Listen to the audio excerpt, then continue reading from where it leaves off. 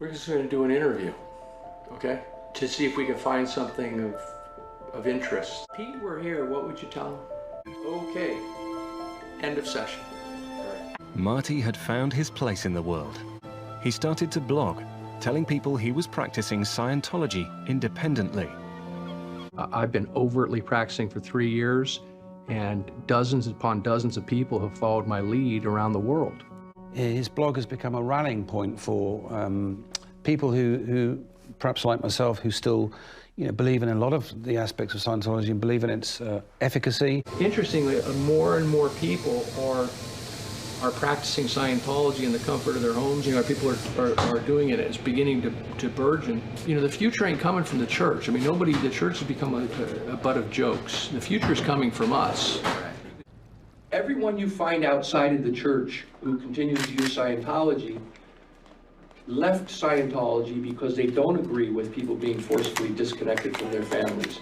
They don't agree with people being put into extremely painful financial situations. They don't agree with people who have a different opinion being attacked, being harassed, and being hounded. Some of the former Scientology people I've spoken to started to take issue with the practices as an organization, but almost continued having the doctrine beliefs even after they left. Were your doubts with one, the other, or both? With primarily one, the organization and David Miscavige. Interesting. So your initial problem was not you didn't believe that aliens previously were here, or you weren't doubting that, you were doubting the organization. Correct. It takes, and I obviously have spoken to a lot of former Scientologists and a lot of former Sea Org members. It's sort of like a stage of peeling the onion, of unburdening yourself of ideas that have been sort of built into your DNA almost, particularly if you're raised that way. And the easiest ones are the ones that have a very physical manifestation. Like being beaten up by David Miscavige is something that's a very, tangible here and now thing. The ideas of that Dianetics and Hubbard's book Dianetics is a load of bunk takes a lot longer to get sort of shed, because it's not so tangible.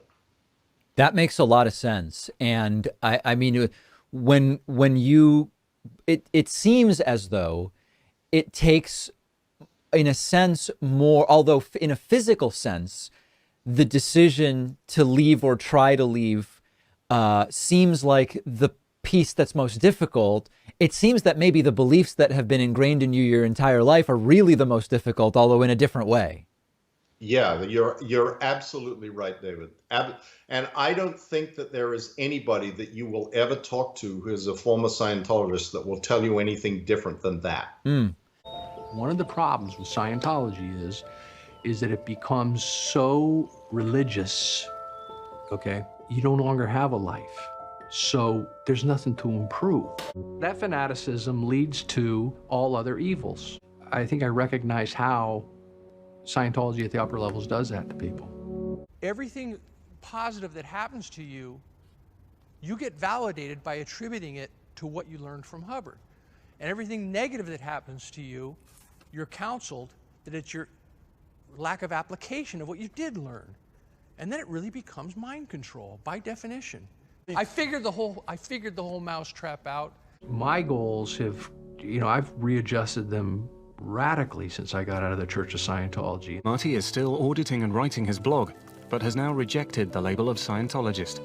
I draw from a number of different subjects, including Scientology, in order to help somebody get through the leaving Scientology experiment. One of the things that I would do is I would correct what Scientology misapplied to the person, okay? That's the first step. Beyond that, I'm educating them, increasing their horizons to help them kind of move on from it. You're not part of the Church of Scientology, but you still consider yourself an independent Scientologist, right? No, I don't. Oh, you don't anymore. Okay. No, no. That experiment was a failed experiment. I mean, initially, I thought, you know, they could reform, and then I thought, and I did encourage people to go out and practice Scientology independently, for that very reason, because I studied the Christian Reformation. The Christian Reformation wasn't a reorganizing of the Catholic Church. The Christian Reformation was people saying you're not the only show in town, and you're not the only, you don't own the patent and copyright to this. You know, we could take that same book and practice it the way we see fit. And so I did encourage that, and that there was some of that. But I got to tell you, it wasn't long before I realized that the behavior patterns and the things that create these odd behavior patterns ran much deeper than just, you know, something that the church was doing. I saw it happening with the people on the outside, and I suggested real simple. You know, I gave 3 pieces of advice. I wrote a book called What is Wrong with Scientology, and I said, in order for Scientologists to make this a viable subject in the future, and relevant at all, they're going to have to learn to integrate, they're going to have to learn to evolve, and they're going to have to learn to transcend. And you got to learn to not take yourself so seriously and look at a lot of this stuff from Hubbard as allegorical or parable, but to take it literally is a problem. Well, that was the most, that was like heresy. I mean, and I'm talking about the people who are outside of the church. And I realized these guys who were even outside of the church were just as much in a prison of belief as the ones inside. And that's where then I spent the last 3 or 4 years really deconstructing the subject and realizing how that came to be. You know, there's a lot of different things that are posited through the lectures of Hubbard and the writing of Hubbard, but, you know, ultimately, it's all sort of bullshit. You know, I'm familiar with a lecture that he did in 1952 where he was saying, you know what, I've picked psychiatry as an enemy because you need that in order to have a tight-knit group. A tight-knit group must have an enemy. And they're in the same line of country as us, and they're screwing up all the time. So it's a choice of convenience. But much like the rest of Scientology, you know, in the early days and a lot of the early things he did, he had a pretty acute, interesting mind, and he had an interesting way that he melded a bunch of different things together. But the more serious he took himself, and that's a good example of it on this whole mental health thing. So he goes from joking about doing it just for purposes of having an enemy.